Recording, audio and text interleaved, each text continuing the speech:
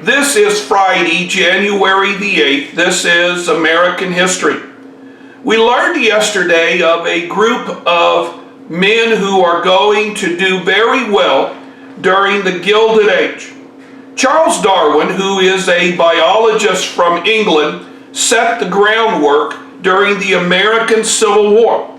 Charles Darwin is going to say that in nature, the strongest survive, or what he called survival of the fittest. Darwin said that this was natural selection, that nature was deciding who would go on and who would not. Now, scientists began to believe that this could also be applied to the people who live on planet Earth. Businessmen are going to take this to heart. They are going to use whatever means is necessary to become the dominant company. To the victor belongs the spoils. They are being allowed to get this because they are the dominant group. Now, one of the ideas that came along during this time period is the Horatio Alger story. Now, the Horatio Alger story was a group of stories. They all started the same way. They all ended the same way. The young man is going to be poor and destitute, but through hard work and determination, he is going to rise to that of greatness. The idea is that if you work long enough and you work hard enough, you can rise. That race, that ethnicity has nothing to do with this. Now, the Horatio Alger story is going to be followed by what is called the Gospel of Wealth. The Gospel of Wealth states that if you are wealthy, you need to take your money and give it to those who are not wealthy. Now, the Horatio Alger story was published in magazines year after year after year, but very few of the trust barons that we saw yesterday are going to follow the Gospel of Wealth. As industry became bigger and bigger, problems began to develop between labor and business. Many people who worked in the factory said they were not getting a fair shake. Workers hoped that they could negotiate with business. This is a concept which we call collective bargaining. Now, what will happen is leaders of business will sit on one side of the table and leaders of labor will sit on the other. Well, the first attempt at this was the Knights of Labor. Now, the Knights of Labor was a union that grew up around the railroad industry. Their most effective leader was Terence Powderly. Now, Terence Powderly led the Knights of Labor in the 1870s, and he was successful in getting railroad workers more money in the 1870s. But then a strike is going to take place in Chicago between people who work in the International Harvester Reaper Factory and members of the Knights of Labor. The Knights of Labor will go out on strike. Now, a strike is where everybody quits, and the belief is that if everybody quits, not all the jobs can be filled. The Knights of Labor are going to meet in Haymarket Square, and there they are going to discuss what they are going to do the next day. The police are going to be called to break up the disturbance, and several bombs are going to be thrown inside the policeman's group. Several policemen will die. Now, the people who threw the bombs were anarchists. An anarchist is someone who does not believe in government. But the police and the people of Chicago will blame the Knights of Columbus. This video here talks about this episode. The Haymarket Square was the end of the Knights of Labor.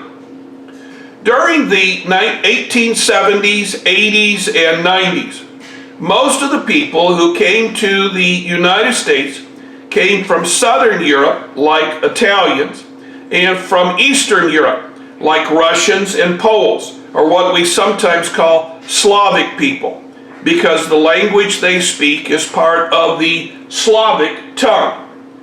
Now, the cities were not prepared for this heavy influx of immigrants.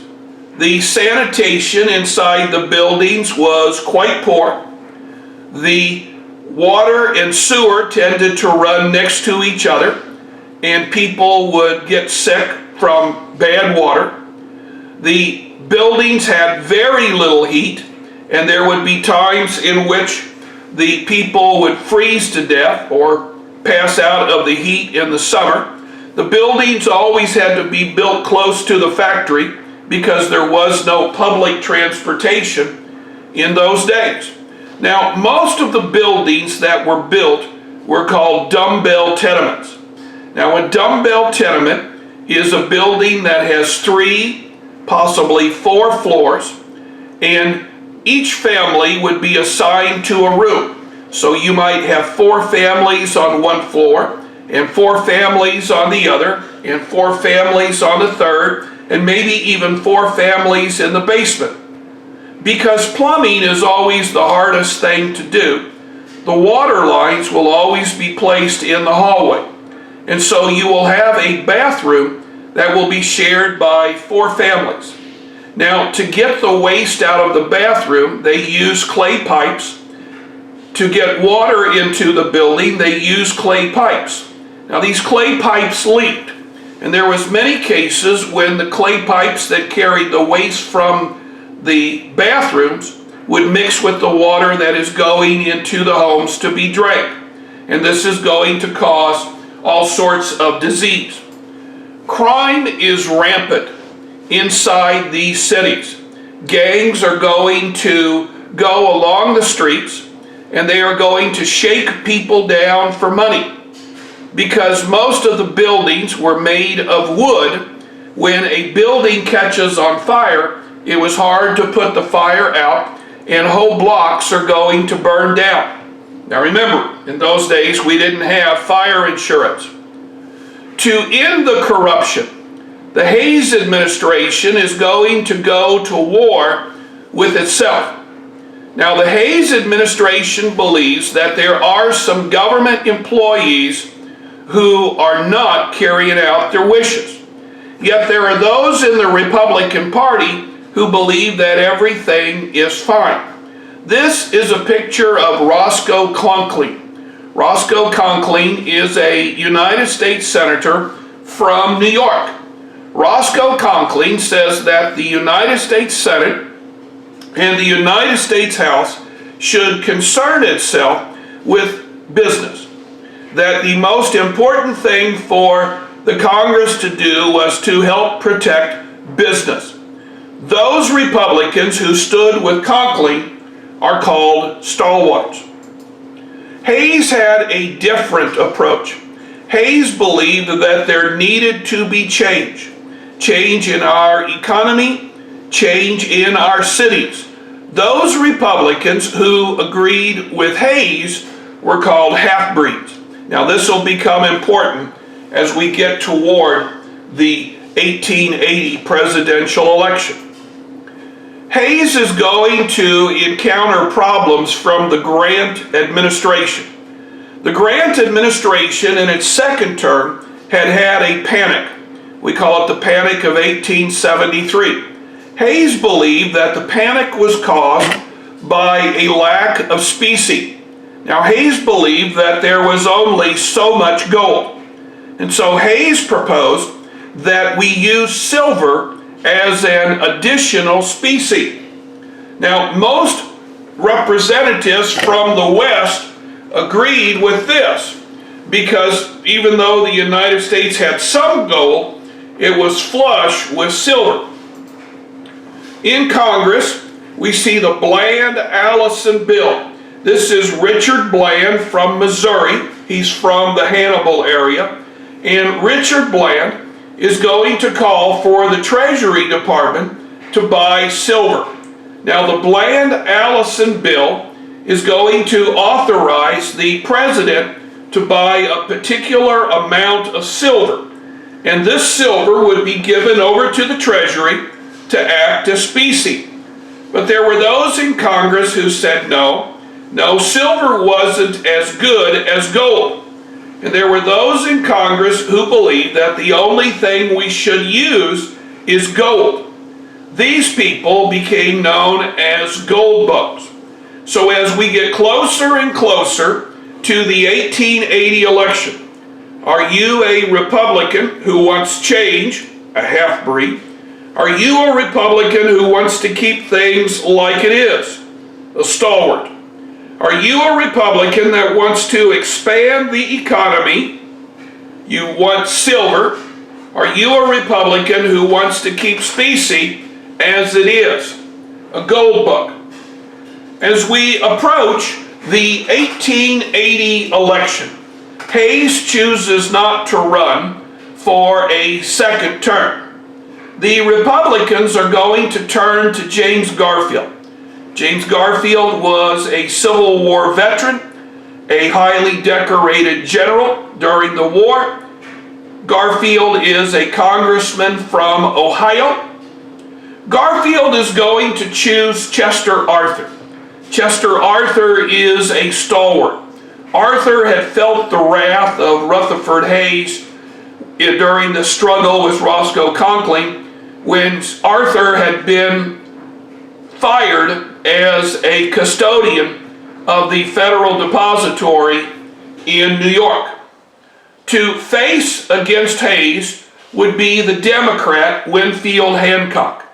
Now, Winfield Hancock was a Union general. He was the hero of Gettysburg. And so it promises to be a very close election. The blue states are Hayes. The red states are Winfield Scott. The red states are the Democratic candidate. Now you can see that Hancock is going to win the southern states.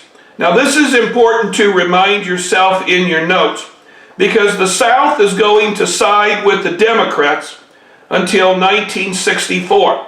We sometimes refer to it as the Solid South. The blue states are Mr. Hancock. Now, in popular vote, it was very close. Garfield is going to get the most votes, but just barely. Hancock, though, is going to be defeated quite easily in the Electoral College. We don't exactly know how Garfield would have done. In 1881, as Garfield was getting ready to board a train in Washington, D.C., a disgruntled office seeker is going to approach him and shoot him several times in the back. Now, there are some who say that Garfield should have recovered, that it was the doctors who tried to treat him that botched the operation. Regardless of this, Chet Arthur becomes president of the United States.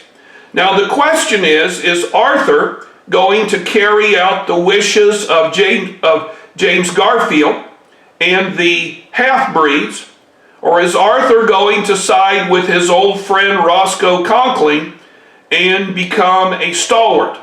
This is what we will discuss on Monday. Now, on Monday, we will finish up lesson 17, and we will head on to lesson 18. So make sure you have the lesson 18 material ready to go.